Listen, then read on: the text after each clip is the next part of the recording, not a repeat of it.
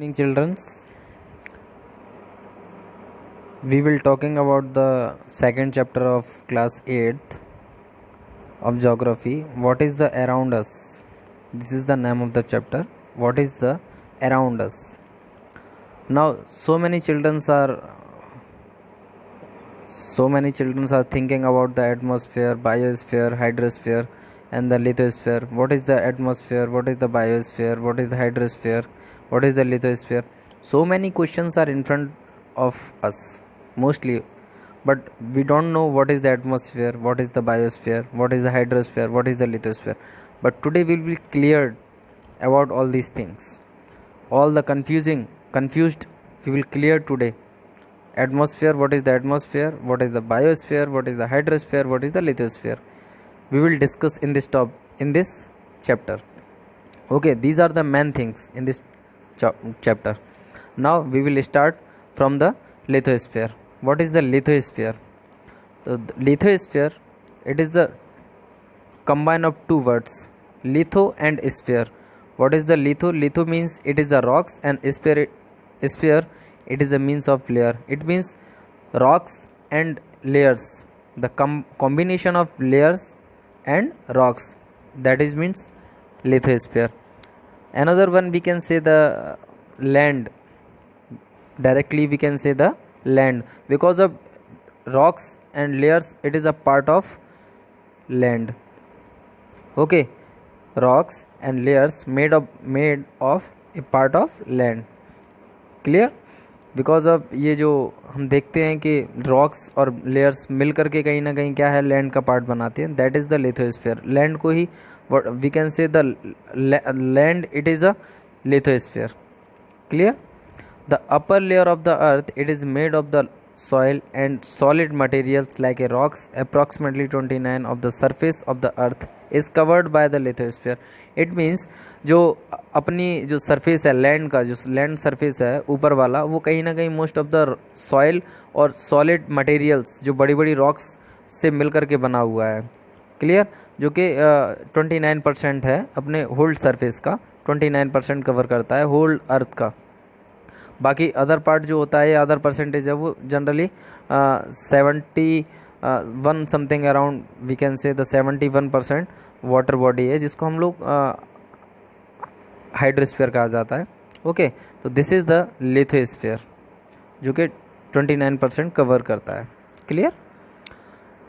These layers is almost 64 to 100 kilometre thinks. It means अगर हम अंदर की तरफ जाते हैं, इट मीन अंदर मतलब अर्थ के नीचे, अर्थ के अंदर जैसे जैसे आप एंटर करेंगे तो वैसे वैसे टेम्परेचर बढ़ेगा और एयर प्रेशर भी बढ़ता जाता है, बिकॉज ऑफ रॉक्स बहुत ज़्यादा भारी होती जाती है. और अगर अंदर जाएंगे तो जो सरफेस है लिथोस्फीयर का या लैंड वाला जो सरफेस है, वो 64 किलोमीटर्स तक से लेकर के 100 किलोमीटर्स तक देखने को मिलता है. Clear? The thickness of the lithosphere is not the same everywhere on the earth. Similarly, there the interior and interior part of do not have the identification physical features. It means जो अंदर अगर जाएंगे हम अर्थ के अंदर, जैसे भी we can go through the entire of the interior part of the earth, the surface is not similarly. Surface is not similarly, जो हम देखने को मिलते हैं वो कहीं ना कहीं सिमिलर नहीं, कहीं मोटा, कहीं पतला, या फिर देखने को मिल सकता है कहीं पे बहुत ज़्यादा थिंकेस्ट मिल सकता है, कहीं पे बहुत ज़्यादा मतलब बहुत ज़्यादा पतला हो सकता है. वॉट एवर इट इज़, जो भी है एक जैसा नहीं मिलेगा देखने को. तो this is the we can say lithosphere. Then after the lithosphere या after the surface of the earth, अगर और अंदर की तरफ जाते हैं तो the magma will be start. सब magma will be start. We can say जो generally the top most surface to 100 kilometre, up to 100 kilometre surface तक जो है वो कहीं ना कहीं लिथोस्फीयर है. 100 किलोमीटर से लेके 2900 किलोमीटर तक मेटल है. देन उसके बाद 2900 किलोमीटर टू 3600 किलोमीटर तक कोर है. These are the 3 layers of the atmosphere, 3 layers of the earth. These are the 3 main layers of the earth. तो lithosphere, it is the upper most layer of the earth. We can study the uppermost layer of the earth, lithosphere. Got it? Then middle part of the earth, middle layer of the earth, magma, या we can say the mantle, because जो magma या volcano जो erupted होते हैं या बाहर निकलते हैं या बाहर फूट आते हैं, जहाँ से लावा निकलता है या लावा आता है, वो मेंटल से ही आता है, मेंटल वाले पार्ट से ही निकल के बाहर आता है सरफेस पे। और जब तक वो मैग्मा या जब तक वो लावा जो होता है या जब तक वो अंदर जो मेटल के अंदर जो लावा होता है उसको अंदर अंदर रहता है, उसको हम लोग तब तक मैग्मा कहा जाता है। जैसे ही सरफेस पे बाहर आ जाता है, वो जो पार्टिकल्स होते हैं उनको कहा जाता है कहीं ना कहीं लावा। Got it? तो दिस इज द लिथोस्फीयर। तो we are generally discuss about the land part, और land part it is the part of continent, या continent it is the part of land. तो there are 7 continent. First one is Asia continent, this is the largest continent in the world. Second largest is Africa continent. Third one is North America. Fourth one is south America. Fifth one is Atlantic. Sixth one is Europe. Last one is Australia. These are the 7 continent. पहले ये एक ही land था, but धीरे धीरे अलग होता चला गया। तो these are the a part of land. तो कॉन्टिनेंट जो है कहीं ना कहीं ए पार्ट ऑफ लैंड है। तो 7 continent in the world, there are 7 continent exist in the world. Clear? तो which is the largest continent in the world? Asia. Then which is the smallest continent in the world? Australia. तो where is India in which inside the continent? Suppose that जो India है वो किस continent में आता है? Asia में। Clear? Our country are located in the Asia continent. Clear? Next one is hydrosphere. Second topic is hydrosphere. Hydrospheres. Now let me talk to you about the hydrosphere. The hydrosphere is the liquid components of the earth, because जैसे मैंने आपको बताया कि this is the water body part of water, it is the liquid. तो this is the hydrosphere is the liquid component of the earth. जो अर्थ पे जो liquid component है वो कहीं ना कहीं hydrosphere. It is the include the ocean, sea, lakes, ponds, rivers etcetera. जो ये लेक जहाँ पे वाटर की एबिलिटी होती है, लेक्स में भी होता है, वाटर में भी एबिलिटी होती है। वाटर जो लेक्स में भी देखने को मिलता है, पॉन्ड्स में भी देखने को मिलता है, ओशंस में भी देखने को मिलता है, और या सी में भी देखने को मिलता है। दीज आर द बॉडीज, या we can say the these bodies are the hydrosphere. Clear?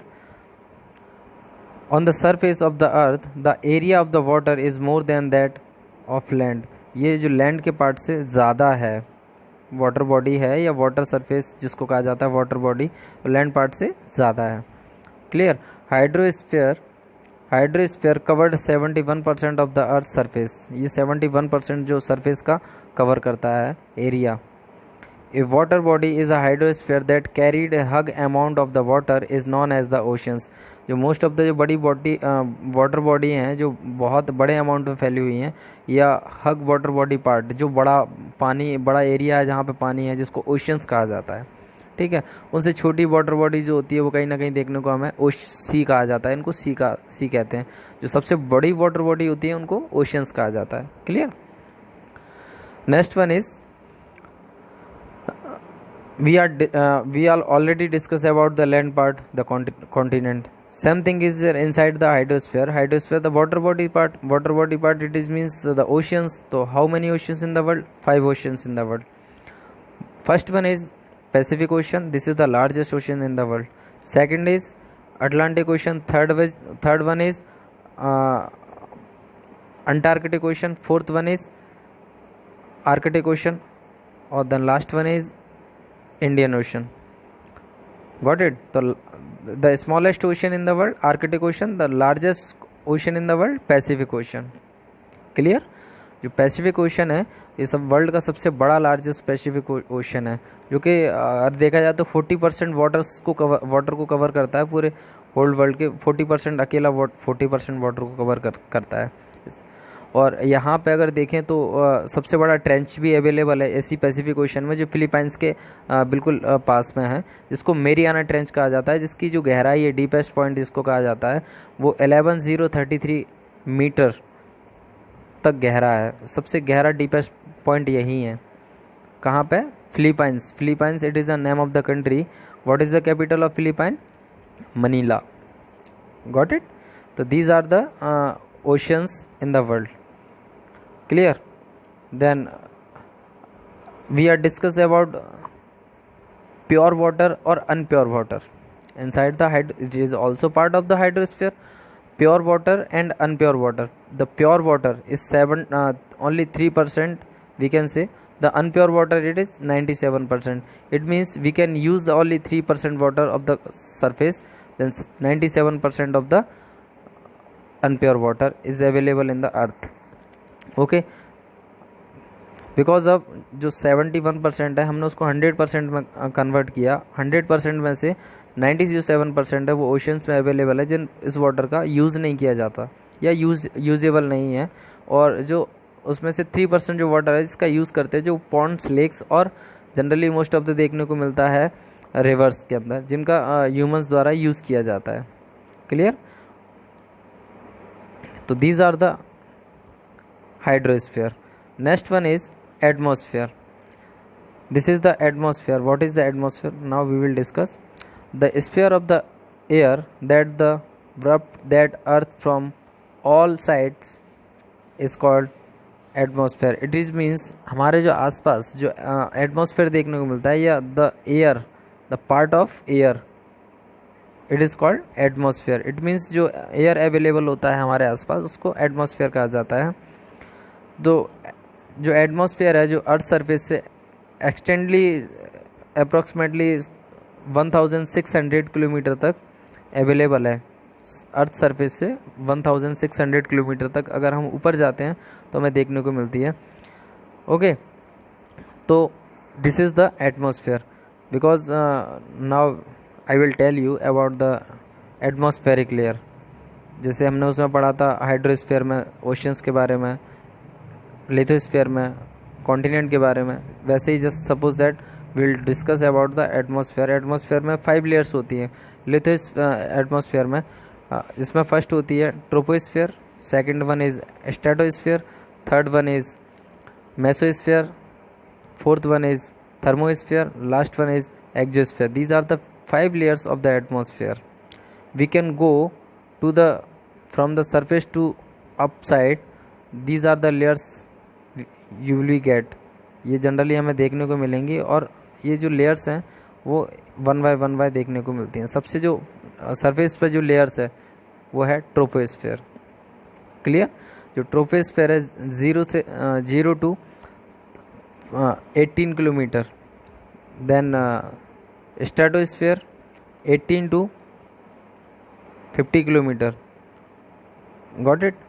Then another one is mesosphere 15 to 80 kilometer, then thermosphere 18 to 400 kilometer. Then after the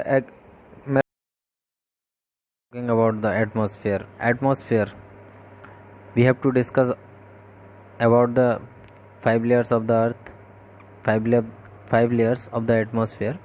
Got it? Troposphere, stratosphere, mesosphere, then thermosphere. Now we will discuss about the gases, the amount of the gases in the atmosphere. Those gases, how much of the amount are present in the atmosphere?